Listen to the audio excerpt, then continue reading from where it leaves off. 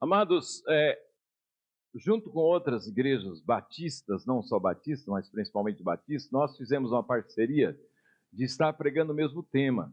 Então, nós temos a Igreja Batista em Guaianazes, a Igreja Batista Central de Itaquera, a Primeira Igreja Batista de Itaquera, Igreja de Parada 15 e algumas outras igrejas aqui da nossa região, não só. Nós fizemos uma parceria de estarmos pregando sobre Jesus o Incomparável. Jesus o Incomparável. E esse ano a gente vai trabalhar nesse tema, Jesus o Incomparável. E esse mês, o tema é a volta de Jesus. Eu coloquei na nossa igreja o retorno do Rei, o retorno de Jesus. De manhã nós tivemos a oportunidade de acordar os irmãos. Quem esteve aqui pela manhã? Os irmãos aí tomaram um susto, não foi? Nós fizemos aí tal para acordar os irmãos em função desse tema, o retorno do Rei. Jesus vai voltar. Então, esse mês de janeiro, nós vamos trabalhar nesse tema. Então, nós invertemos. Janeiro, nós falamos sobre o retorno do Rei. Dezembro, nós falamos sobre a chegada do Rei, porque é o tempo do Natal. Então, nós começamos do avesso. Nós vamos estar falando sobre o retorno de Jesus. E nós queremos, nesta noite, meditar no texto que está em Tito, capítulo 2, os versos de 11 a 14. Tito, capítulo 2, os versos de 11 a 14.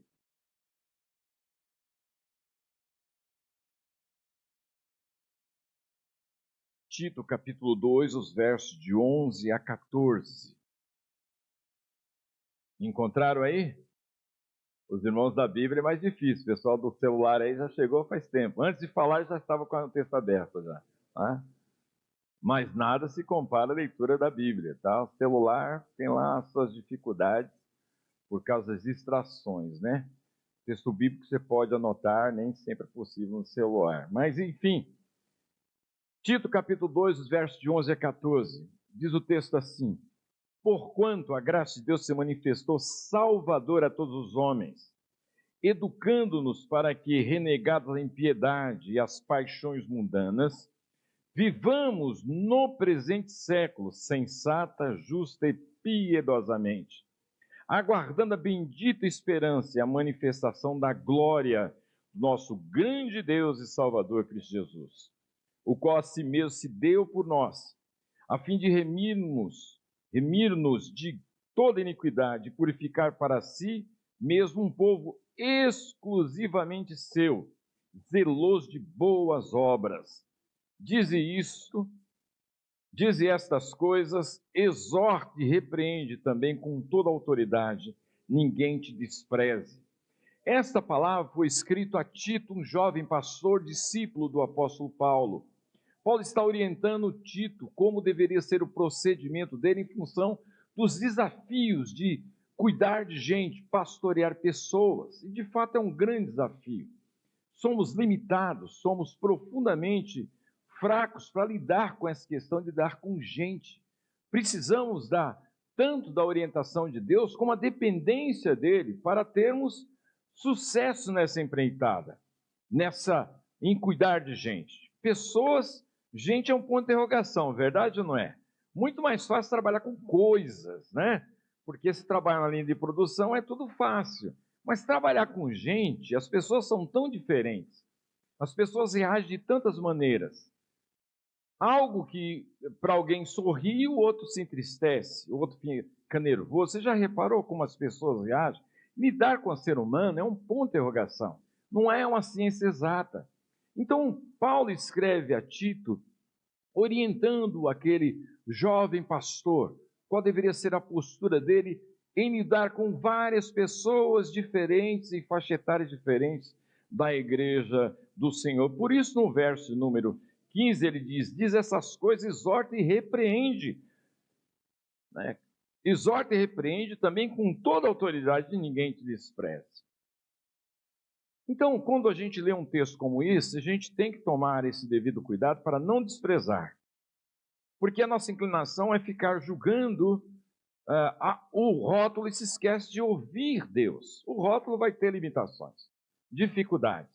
Mas ouça o Senhor e não despreze a palavra, principalmente quando ela te corrige, quando ela te repreende. Se Deus te repreende por meio da palavra, é porque Deus tem interesse em você, porque Deus te ama e Deus repreende a quem ama, disciplina quem ama. Em vez de colocar um escudo de defesa, pelo contrário, abrir seu coração para ouvir o que Deus tem para falar, porque quando Deus fala, Ele tem a finalidade última em te abençoar, em te transformar, em mudar o seu comportamento. E é a palavra que fala ao seu coração. Então, antes de pensar que é o pastor que está jogando direto ou indireta, né? Porque tem essa, às vezes parece que está jogando indireta para mim, eu não preparo o sermão pensando em você. Você imagina eu preparar um sermão pensando em você, você não vem e vou embora, né? Perdeu nada, a gente prepara o texto pensando na edificação e na bênção do povo de Deus, independente de quem aqui está. E olha, antes de falar para você, falou comigo. Antes de repreender a você, me repreendeu. Antes de falar a você, me repreendeu, eu preciso corrigir o meu comportamento. Nem sempre aquilo que a gente prega significa que a gente está vivendo totalmente aquilo que a gente está pregando. Porque a palavra, ela corta lá e corta cá. É uma espada de dois gumes, corta aqui, corta aí. Antes de cortar você, me cortou. Agora, as feridas de Deus é para salvação, para edificação, para a bênção. Não tem o coração aberto para ouvir o Senhor. Às vezes Deus afirma, confirma aquilo que já está no seu coração. Às vezes Deus não. Deus fala para te corrigir. Agora, quando Deus dá um puxão de orelha, é porque Ele está preocupado com você. Isso é fato. As pessoas que nos amam são as pessoas que falam a verdade para a gente. Nos ajuda na caminhada. Quem não ama, não está nem aí, diz, olha, tudo bem, você está feliz? Vai firme, entendeu? Mesmo que você esteja praticando a coisa mais absurda, vai firme, você está feliz, vai firme. Por quê? Se você não der certo, se não der um sucesso adequado na sua caminhada, a pessoa não está nem aí, mas quem se importa com você não é assim. Se você se fere, ele também vai se ferir. Se você não deu certo, essa pessoa também vai sertir. Não é simplesmente alguma coisa alheia, simplesmente falar por falar. Há um interesse na bênção da sua vida. Amados, em pensando sobre o retorno do rei, o texto diz aqui, aguardando a bendita esperança e a manifestação da glória do nosso grande Deus e Salvador, Cristo Jesus. Aguardando, o verbo está no gerúndio, no texto grego é presente contínuo, isso é aguardar constantemente, nunca deixar de estar com essa santa expectativa de que Jesus vai voltar. Essa bendita esperança, isso é, nós olhamos para frente com os olhos brilhando. Se você olhar para o mundo, não. Se você olhar para o que os homens fazem, não. É motivo de tristeza, de preocupação. Mas a nossa esperança está no Senhor, amém ou não? É nele, não nos homens. A perspectiva em relação aos homens sempre será complicada. Um intelectual norte-americano, um homem muito inteligente, ele não crê, ele é um ateu. Ele diz o seguinte, que quando ele olha para o futuro, ele olha com uma profunda tristeza e preocupação, porque conhecendo como o homem funciona, olhando para a nossa história, o que a gente espera do futuro? Os homens são pecadores, falhos, limitados. Como nós podemos olhar para o futuro com otimismo? Só se tivermos a esperança em Cristo Jesus. Aí é possível, porque nós esperamos nele. O texto diz aqui que a graça de Deus se manifestou primeiramente salvadora a todos os homens. Graça, ela é a personificação de Jesus. Jesus é a graça, o presente de Deus. A graça de Deus está em Cristo Jesus. Ele é a fonte da graça de Deus e é Ele quem trouxe a salvação. Os homens estão perdidos e todos os homens estão perdidos. Jesus é o único caminho para a salvação. E essa palavra manifestação, no original é epifaneia, de onde vem a palavra epifania. Você conhece alguma pessoa chamada Epifânia? Eu conheci, né? Epifânia. Epifania significa manifestação. Mas é uma manifestação como uma aurora, quando o sol nasce. Existe a escuridão e aparece o sol. A ideia de manifestação é algo que estava escondido ou invisível aos homens e manifestou. Jesus veio e manifestou a sua graça. É nele que está a graça, a luz do mundo, é ele. Os homens estavam em trevas e Jesus veio e raiou, desceu da sua glória, esteve aqui entre nós, morreu na cruz, ressuscitou vencendo a morte. Essa graça é a manifestação maravilhosa da pessoa de Jesus Cristo. O que é graça? William Hendrickson, ele define graça de uma maneira muito bonita. Diz ele: a graça de Deus é seu favor ativo que concede o maior de todos os dons a quem merece o maior de todos os castigos. Vamos tentar decorar? Eu acho que é legal. A graça de Deus, estou ouvindo o pessoal lá de casa também, tá? A graça de Deus é o seu favor ativo, que concede o maior de todos os dons a quem merece o maior de todos os castigos.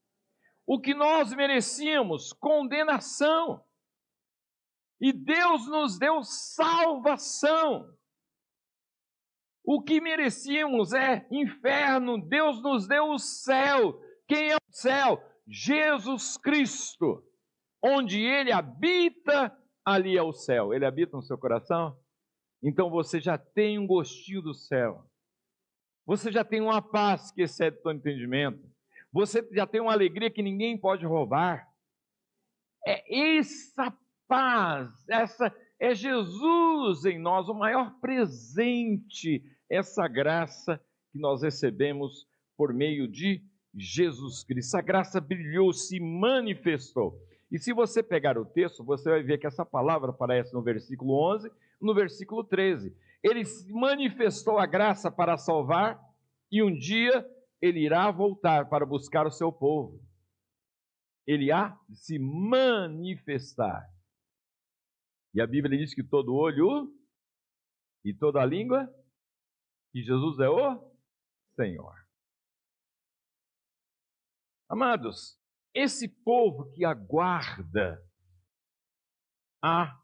o retorno do Rei, a bendita esperança, esse povo, como esse povo deve e pode viver?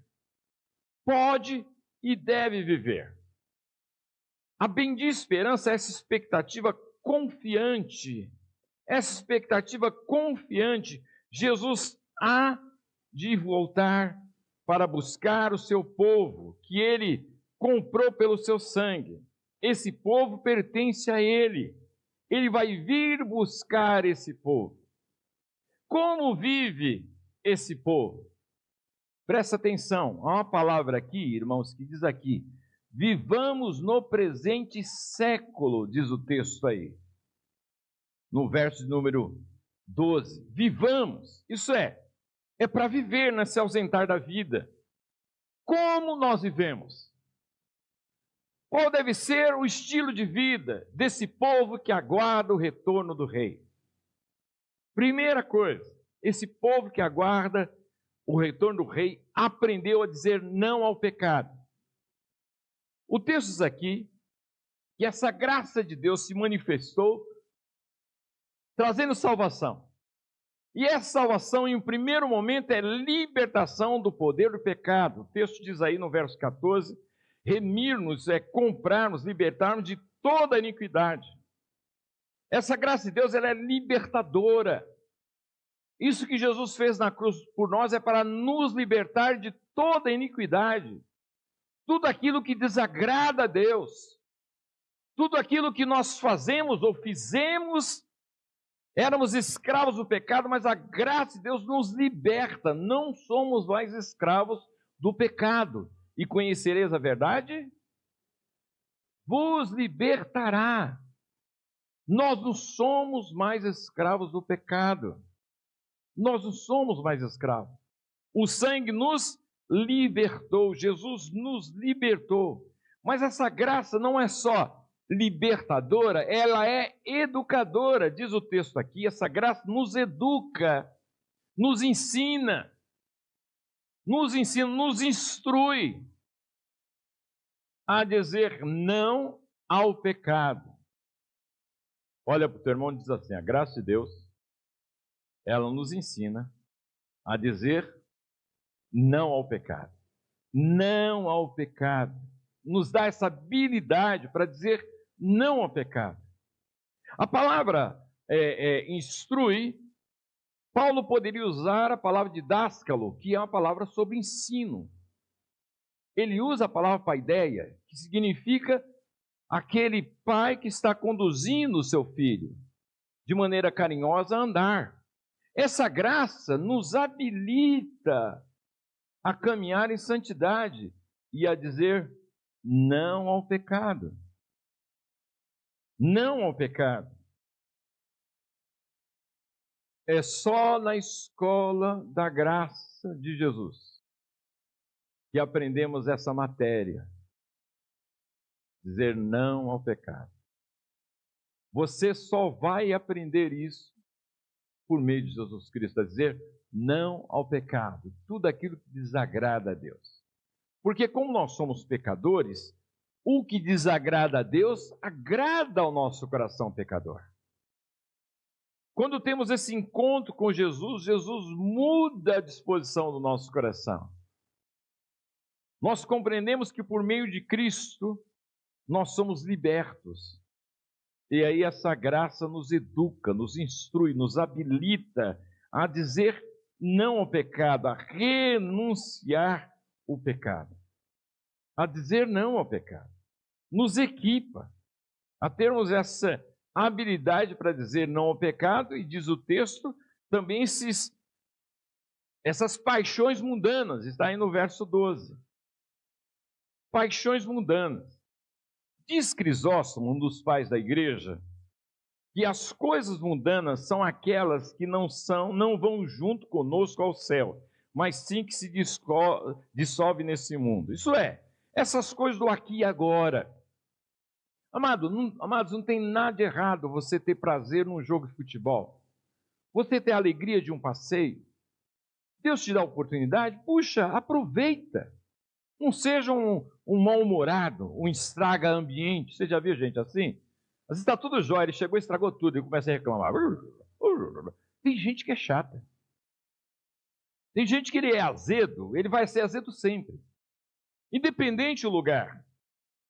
A coisa está legal e ele chega lá todo amargurado e começa a fazer, olha os defeitos, olha. Em vez de se alegrar com a beleza, com estar com a pessoa, fica falando disso e daquilo outro. Você já viu? Não, você tem que aproveitar bem. Deus te deu oportunidade, aproveita. Que legal. Né? Nós temos irmãos que tiveram oportunidade, alguns estão ainda viajando. Que bom, irmão, que beleza. Graças a Deus por isso. Agora, qual o cuidado? É que eu não posso fazer isso no meu estilo de vida. Eu não posso ser apaixonado a ponto dessas coisas criar uma afeição que domine o meu coração. Jogar futebol é legal? Claro que é. Quem joga futebol aí? Não sei não, hein? Não sei não, hein?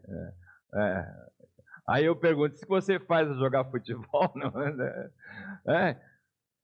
Claro que é legal. Claro que é gostoso, é prazeroso. O que não pode ser é dominar a minha vida. Não pode dominar o meu coração. Aí eu tenho que ter limites.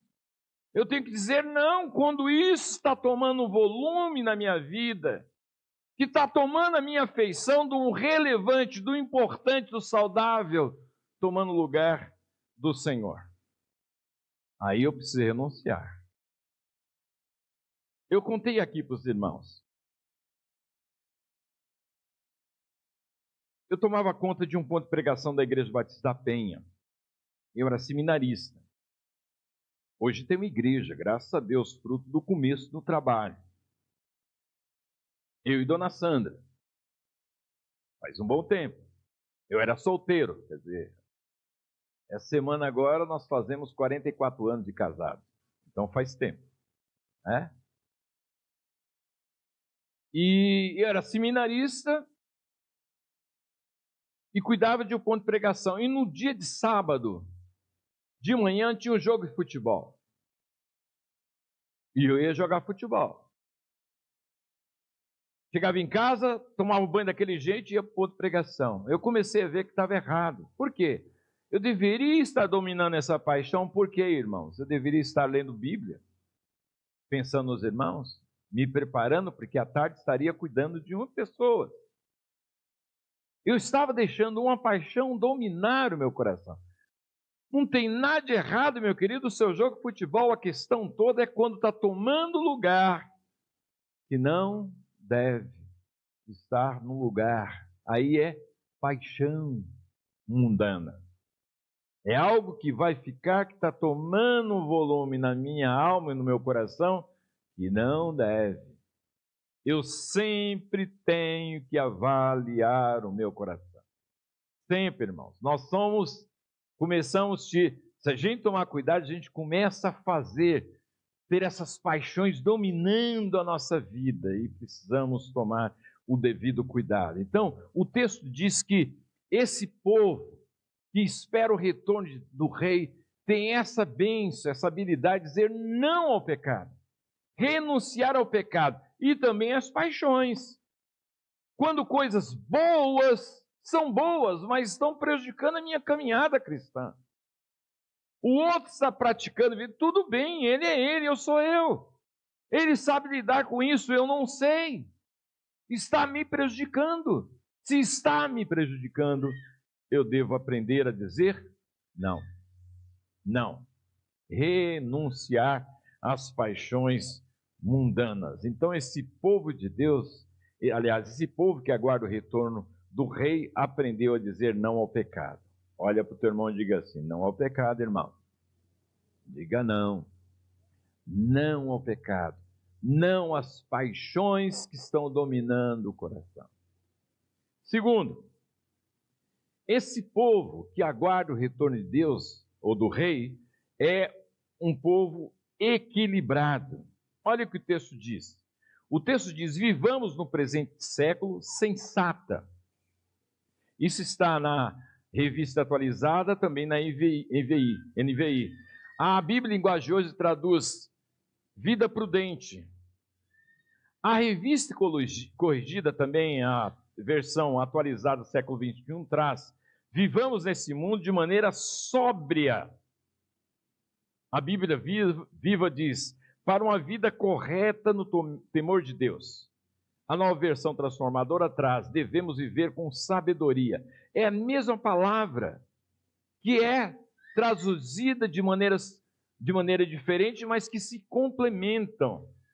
A ideia é, de maneira ajuizada, vivamos de maneira razoável, de maneira circunspecta. Isso é, você olhando para o lado e equilibrando a sua vida. É um viver equilibrado, não desequilibrado, não oscilante. É viver de maneira moderada. É viver de maneira responsável. É viver de maneira regrada. A palavra regrada significa viver de acordo com as regras, com aquilo que Deus estabeleceu. É viver de maneira sóbria. O sóbrio é o contrário do embriagado. O embriagado, ele não tem controle, ele é desequilibrado, ele está embriagado. O sóbrio é aquele que é sóbrio, aquele que é coerente, aquele que é razoável. O texto diz que esse povo que aguarda a bendita esperança, o retorno de Deus, é esse povo que vive, mas é um viver de maneira sensata, de maneira coerente com aquilo que se crê. Inclusive, essa palavra é a junção de duas palavras gregas: salvação ou salvar e mente, isso é, a mente de alguém salvo. É aquele que consegue manter o equilíbrio diante de situações difíceis, mas ele mantém o equilíbrio, porque ele sabe em quem ele crê. Ele não fica desescabelado em função das dificuldades da vida. Ele sabe quem ele crê. E se você pegar essa palavra, você vai encontrar, por exemplo, esse livro aparece algumas vezes, o livro de Tito. Aparece em alguns momentos aí do livro de Tito. No verso número 8, aparece a palavra falando a respeito dos irmãos que são anciãos. Em relação aos anciãos, diz assim, que os presbíteros devem ser hospitaleiro, ou o presbítero deve ser hospitaleiro, amigo do bem, sóbrio, que é essa palavra, a mesma palavra. Os idosos, ensine os homens, diz Paulo a Tito, homens idosos a serem moderados, que é a mesma palavra. Em relação aos jovens casados, a serem sensatas. Em relação aos jovens, de maneira prudente, isso é, sensato, isso é o viver responsável. E às vezes, irmãos, principalmente hoje no mundo da mídia,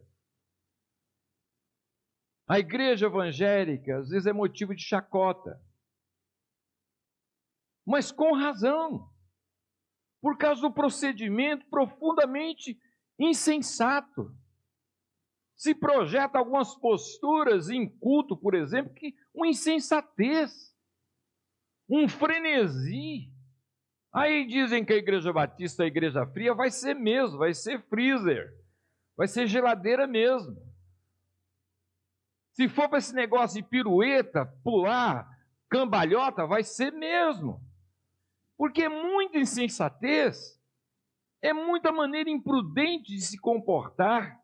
O texto diz que esse povo que aguarda o retorno do rei é um povo que vive de maneira equilibrada, de maneira sensata, de maneira coerente, de maneira moderada. É um povo equilibrado. Em meio às dificuldades da vida se tem equilíbrio. Não fica descabelado, não, sabe, tem equilíbrio, porque nós sabemos em quem nós cremos. Amém ou não? Nós sabemos em quem nós cremos. Há um retrato antigo, aliás, uma pintura antiga, de Daniel na cova dos leões. Daniel está com as mãos para trás, olhando para cima. Em profunda sobriedade, os leões estão dormindo. Ele foi jogado na cova dos leões, mas mostra a sobriedade de alguém em meio aos leões. Sensatez, equilíbrio. Isso é fruto de alguém que tem Jesus como o Senhor e Salvador, de alguém que compreendeu essa graça maravilhosa, de alguém que crê que, de fato, a vida está nas mãos do Senhor. Amém ou não? Dificuldades nós vamos ter, imprevisto vai acontecer, mas como é bom sabermos que nós temos o Deus que cuida da gente, e a gente tem equilíbrio. Às vezes acontecem situações, e aí o irmão que tem essa consciência, ele sente o baque, ele sente a dificuldade, mas ele tem aquela graça da paz do seu coração e mantém o equilíbrio. E aí a frase é que não caiu a ficha. Não caiu já. Ele está perfeitamente consciente do que está acontecendo. Caiu a ficha sim. Ele sabe o que aconteceu. Mas ele sabe quem reina, quem é o Senhor. Que antes de acontecer na vida dele, é um Senhor que permitiu. E ele descansa, porque ele sabe quem é que manda, quem é que reina. E que todas as coisas cooperam para o bem daqueles que cooperam. Deus tem seus propósitos. O povo que aguarda o retorno do rei é um povo justo. Diz o texto aqui, vivamos de maneira sensata, de maneira justa. Aqui, enquanto sensatez está ligado ao meu coração, ao meu comportamento interior, a questão de viver justo está ligada à sociedade, ao convívio com a comunidade, ao convívio com os outros. A ideia de justo é a ideia de uma vida íntegra, uma vida honesta. No passado, e eu não quero ser saudosista, tá? No passado, ser cristão ou ser um crente era sinônimo de honestidade. E hoje? Eu conheço gente, eu não faço negócio com crente. Até porque, se for irmão da igreja, ele vai querer aproveitar o fato de ser irmão da igreja. Ô, irmão, nós somos da mesma igreja, dá para facilitar aí. Ele já vai querer tirar proveito de ser membro da mesma igreja. Né? Eu, quando comprei, tive um Tempra. Comprei o Tempra, paguei à vista. O irmão, quando pegou lá os valores, ele disse assim: eu também sou cristão, eu sou evangélico. Por que ele não falou antes? Porque ele sabia que eu sou pastor. E ser pastor nem sempre é sinônimo de honestidade. Sou pastor. Aí o irmão, ô irmão, eu sou pastor, sou obreiro de Deus. Aí já vou chavecar, pelo menos a expectativa dele era essa, que eu iria chavecar para ganhar e tirar vantagem.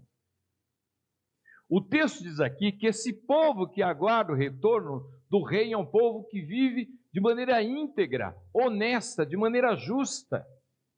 É um povo que vive em meio à mentira, ele diz a verdade. É um povo que vive em meio à injustiça, ele pratica no que depende dele a justiça. É um povo que aprendeu com o Senhor a dizer sim e dizer não. O que passa disso é do maligno. É um povo que diz sim e eu vou cumprir a minha palavra. E nós sabemos como nós, culturalmente, nós brasileiros, não só brasileiros, todo mundo é pecador, mas na nossa cultura nós temos o jeitinho do máximo lucro e o mínimo esforço. E nós aprendemos no nosso dia a dia a falar sem responsabilidade de cumprir o que a gente diz. Eu já disse isso algumas vezes aqui. Verdade ou não é? Você está almoçando, o que você diz? Como é que você diz? Você quer? Está servido? Verdade ou não é? E se o camarada falou, opa, obrigado, eu quero. Como é que você se sente? Um cara mal educado. Que mal educado você ofereceu? Né? A tua esposa pergunta, estou bonita? Você diz o quê? Na verdade, ela está bonita. Dizer, você está entendendo, né? Diz o João Batista que depois de um tempo a mulher bate e não fica hematoma. Então a gente sabe, por exemplo, 44 anos, está bonita, está linda. Tá bom. Não, brincadeira, brincadeira. Amados, nós temos essa cultura de falar e não cumprir, de perguntar sem querer saber. Você pergunta, e aí, meu amado, tudo bem? O camarada diz que tudo bem. Primeiro é o exagero do tudo bem. Tudo bem nesse mundo, só no céu, aqui não. Você pergunta, mas você não quer saber. E o camarada diz porque também não quer falar. E quando o crente diz assim, mais ou menos, sinal que o negócio está ruim. Não, a coisa está catastrófica. Mais ou menos nos lábios de crente é complicado, a coisa está feia. Não é? A coisa está feia. Nós temos essa inclinação, irmãos, a levar vantagem, a desonestidade. No entanto, esse povo que entendeu, recebeu Jesus como Senhor e Salvador, essa graça maravilhosa que transforma, que nos educa, que nos habilita, é essa graça que nos capacita a viver de maneira íntegra e assumir o compromisso, inclusive com prejuízo de honrar a palavra. Quando você diz, irmão, cumpra. Mesmo que tenha prejuízo, não importa. Importa é o nome, não o seu, mas o Senhor, santificado seja o teu nome. Honra o nome de cristão. Integridade. E hoje, irmãos, há tanta crítica em relação à igreja, etc., com razão. Porque existe muita desonestidade. Existe muita manipulação. Existe interesse de manipular para ganhar dinheiro. Existe mesmo. Desonestidade. Só que povo que aguarda o retorno de Deus ou do rei é um povo que vive de maneira íntegra, de maneira honesta, de maneira justa. E ele nos capacita a isso. Amém ou não? Aquele que habita em nós. Aquele que habita em nós. Ele nos habilita a viver de maneira íntegra, honesta, justa, de maneira honesta. Esse povo que aguarda o retorno do rei é um povo piedoso. Você pega o texto aí e diz aí o texto: vivamos de maneira sensata, justa e piedosamente. A ideia de piedoso é o nosso relacionamento com Deus. Enquanto que sensatez é o meu relacionamento comigo mesmo, justo é o relacionamento com a comunidade, piedade é relacionamento com Deus. Claro que tudo envolve Deus, é verdade. Mas existe a questão da devoção em termos de ler Bíblia, em termos de oração, em termos da preocupação no meu relacionamento com Ele. O povo que aguarda o retorno do rei tem essa preocupação da vida com Ele. Estamos sendo treinados para a eternidade. E você conhece a Deus tanto que você quer conhecer. Entende bem? Porque Ele morreu na cruz, o véu se rompeu, Deus te convidando a habitar no Santo dos Santos, a ter relacionamento com Ele. Eu não conheço mais a Deus por inclinação do meu coração, por incredulidade do meu coração, por falta de interesse. Mas quando existe a disposição, Deus tem profundo interesse que você tenha um relacionamento com Ele. E a vida eterna é esta: que conheçam a Ti como o único Deus e a Jesus Cristo a quem Tu enviaste. Vida eterna é esta o quê? Conhecimento de Deus. Conhecer a Deus é vida, amém ou não? Conhecer a Deus é vida, e qualidade de vida. Não é ausência da vida, é vida. E vida é abundância. Esse povo que aguarda o retorno do rei é um povo piedoso, que tem disposição de servir, de honrar, de glorificar, de se envolver nos projetos onde Deus está sinalizando. Esse povo que aguarda o retorno do rei é um povo bonito. Olha para o teu irmão e diga assim: você é bonito, irmão. Obrigado. Esse povo que aguarda o retorno do rei é um povo bonito. Por quê? Primeiro que esse povo é de Jesus. Diz o texto aqui que ele se entregou, se deu a si mesmo para comprar esse povo. Então não foi alguma coisa que ele tirou do bolso, como a gente faz quando a gente compra alguma coisa. Não foi simplesmente alguma coisa que ele pegou. Ele se entregou, se deu a si mesmo para nos comprar. Então esse povo é bonito porque é o povo dele. Você acha que o Senhor ia comprar uma coisa feia? Comprou, mas está transformando essa coisa feia em obra-prima. Comprou essa noiva esquisita e está transformando numa noiva bonita, e um dia ela vai estar bela. Comprou um borrão e vai transformar em obra-prima. Comprou um rascunho e vai transformar em obra-prima. Olha para o teu irmão do lado e diz assim: você era um rascunho, agora você é uma obra-prima. E se você está do lado do seu esposo, você confirma isso mesmo, né? Você era rascunho. Você era rascunho, né? Você pega aquelas fotos antigas, você já viu? Nossa!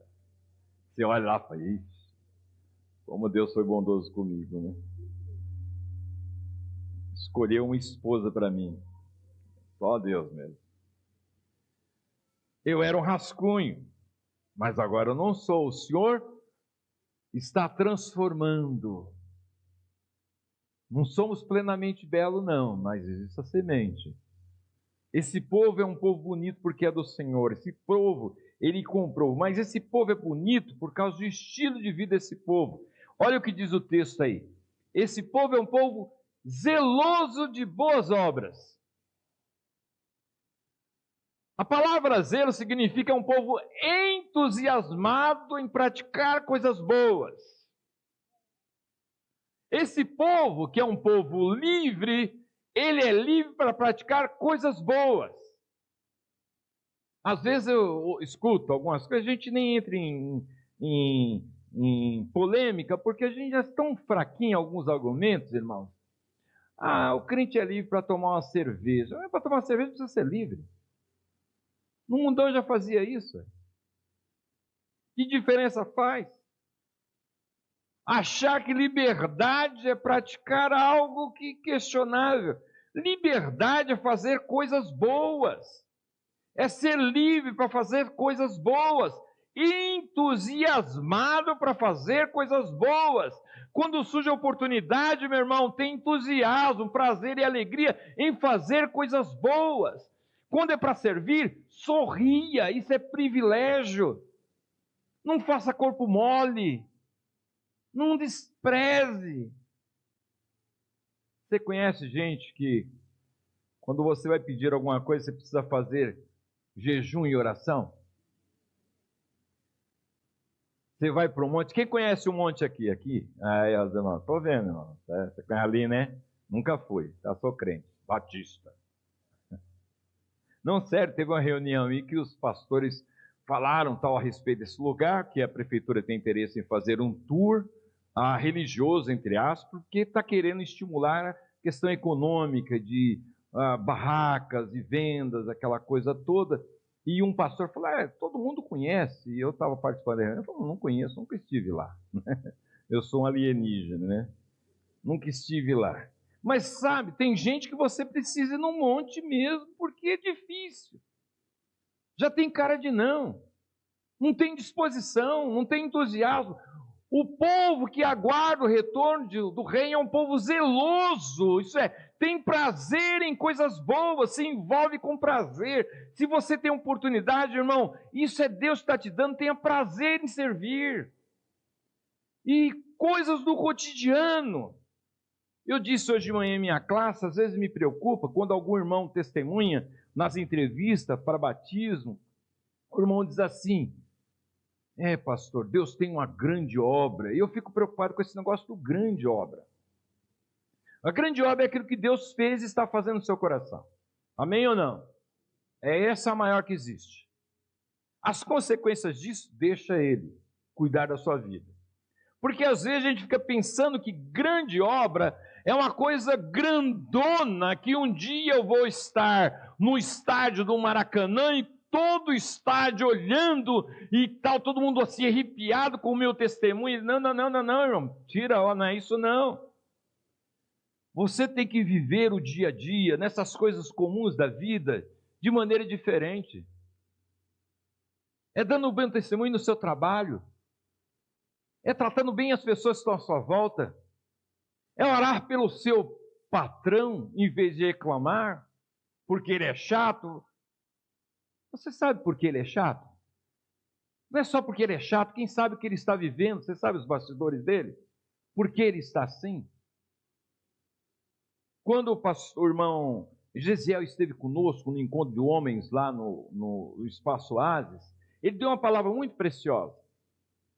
E ele disse assim, quando nós vamos na padaria e pegamos o pão, e se o pão não tiver de boa qualidade, a gente começa a reclamar com o homem lá do estalista, o patrão, o dono da padaria, e falamos do padeiro, pega no pé dele, troca o padeiro, etc.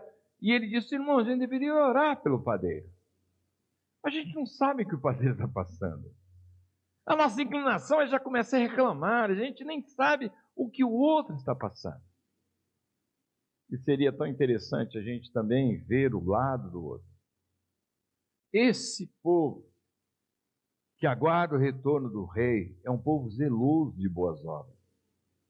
Tem prazer em servir. E aproveita bem as oportunidades para servir. E deixa eu dizer para você, às vezes são coisas pequenas. não são coisas grandiosas. Às vezes não são coisas que para os outros são irrelevantes, mas marcou a sua vida. Coisas simples. Estou caminhando lá em Sete Lagoas, pastoreando a Igreja Batista lá em Sete Lagoas, estou andando na cidade, e do outro lado da avenida, dupla, carros passando, passa um pastor chamado Alcides, recém-chegado lá em Sete Lagoas. E Alcides gritou lá do outro lado: Atílio! Opa, Deus, não, né? Atílio! Aí eu olhei, era o Alcides lá do outro lado. Ô Atílio, irmão, Deus dá vitória, etc. Nossa, aquilo foi tão bom no meu coração. Se eu chegar para o Alcides e falar: Alcides, você lembra? Ele não vai lembrar. Mas quem foi abençoado jamais esquece. Zeloso de boas obras é aproveitar as oportunidades. Às vezes um abraço faz diferença. Às vezes o sorriso faz a diferença. É o cotidiano. Esse povo que aguarda o retorno do rei é um povo que tem prazer, alegria e é entusiasmado em servir ao Senhor. Estamos aqui para servir, irmão. Por que o Senhor não te levou ainda? Você entregou seu coração para Jesus? Você é do Senhor? Por que você não foi? Alguns irmãos na pandemia foram. E por que você ficou? Alguns irmãos que estavam saudáveis partiram. E você, quem sabe, com a saúde não tão boa, ficou. Por quê? Porque Deus tem um propósito na sua vida de servi-lo nesse tempo. O texto diz aqui é viver. Vivendo de maneira sensata, vivendo de maneira justa, vivendo de maneira piedosa, vivendo de maneira bonita, num mundo feio. A beleza da igreja não está na estética, na beleza do templo. A beleza da igreja está no estilo de vida de ser bonito. Como? Praticando boas obras, boas ações, tendo prazer nisso, servindo com sorriso. Não simplesmente murmurando, reclamando, mas servindo por prazer, não como obrigação. Deus colocou você no seu trabalho para você ser bênção. Não é o salário, é para você ser bênção. Eu acho que o dia mais ruim do trabalhador é o dia do pagamento. Verdade ou não é? Chegou, você vai passando, né? Já vai descontando, aí você vê, ganhei, não ganhei mais. Começa a descontar, né? Agora está tudo, né, online, as coisas vão abatendo ali, né? Mas a Bíblia diz que você tem que aprender a viver agradecido, porque quem multiplica os recursos é o Senhor. Eu conheço gente na história, gente cristã, de muita simplicidade, que tem um estilo de vida de maneira saudável, e tem gente que tem muito mais em termos de recursos e vive com dificuldade. Interessante. Esse aqui aprendeu a depender do Senhor. Esse aqui ainda não. Né? Vive reclamando, murmurando, amargurado, ganho pouco, etc., em vez de ter o viver agradecido. O povo que aguarda o retorno do Senhor, do Rei, é esse povo que tem um coração grato, tem uma vida bonita. Não por causa da beleza física, mas por causa do comportamento, estilo de vida.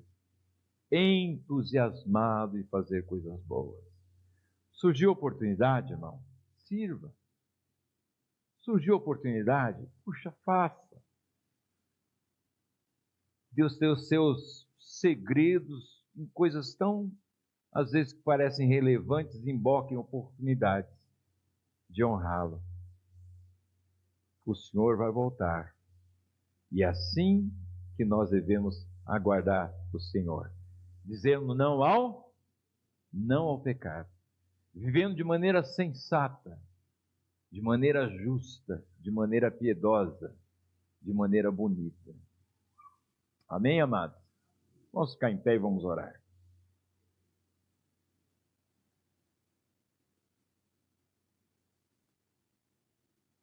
Se Deus falou ao seu coração, ore a Ele agradecendo. Se Deus abriu o seu entendimento para alguma verdade, ora a Ele para que Ele cumpra a palavra dele na sua vida. Se Deus te desafiou a um outro comportamento, peça a Ele: Senhor, me abençoa, me ajuda, Senhor, a mudar esse meu estilo de vida, porque eu quero aguardar o Senhor dessa maneira, vivendo de maneira justa, de maneira sensata, de maneira piedosa, de maneira bonita, dizendo não ao pecado. Oremos. Senhor, muito obrigado por tua palavra. Muito obrigado por esse momento de ouvir o Senhor. Muito obrigado, Senhor, pelo privilégio que o Senhor nos dá de cantar louvores ao teu nome. Muito obrigado por esses irmãos que o Senhor tem levantado para nos ajudar a expressar o louvor ao Senhor. Muito obrigado, Senhor, porque nós temos essa oportunidade de aprender com os nossos irmãos. Muito obrigado, louvado seja o teu nome. Ó Deus, nos prepare, Senhor, para o encontro com o Rei. Ó Deus, nos dê a bênção, por meio de sua graça maravilhosa, para que vivamos de maneira sensata, de maneira justa, íntegra, de maneira piedosa, buscando ao Senhor, tendo esse compromisso de relacionamento contigo, vivendo de maneira bonita, Senhor. Um povo que é conhecido por prática de coisas boas, gente que aproveita a oportunidade para honrar o teu nome, gente que aproveita a oportunidade para servir ao Senhor servindo o outro. Nos abençoe, Senhor, dessa forma. Ó Deus, nos prepare para o encontro, Senhor. E que o teu amor, a graça maravilhosa de Jesus Cristo e a comunhão do Espírito Santo seja conosco, hoje e pelos séculos dos séculos. Amém. Amém, amados? Dá um abraço, irmão, deseja a ele uma boa semana, e a você em casa, que Deus te abençoe e que você também tenha uma excelente semana.